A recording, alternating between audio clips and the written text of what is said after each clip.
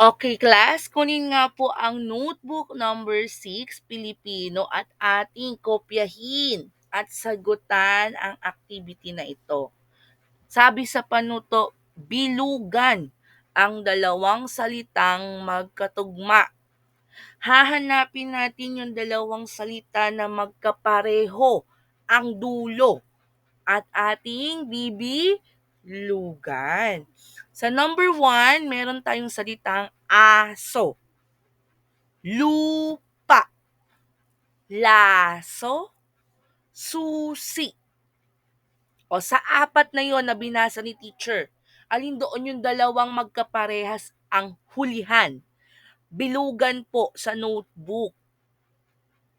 Number 2, kulay, tulay, bakod, pinya. Alin doon ang salitang magkatugma? 3, mesa, oto, lupa, buto.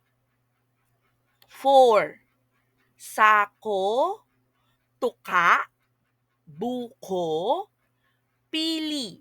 Alin dyan yung magkaparehas ang dulo sa apat? 5, ngipin, nganga, banga, bungo. Alin ang magkaparehas? Bilugan po. Sagutan po ito sa notebook number 6 at check ni teacher pagbalik natin ng April 11.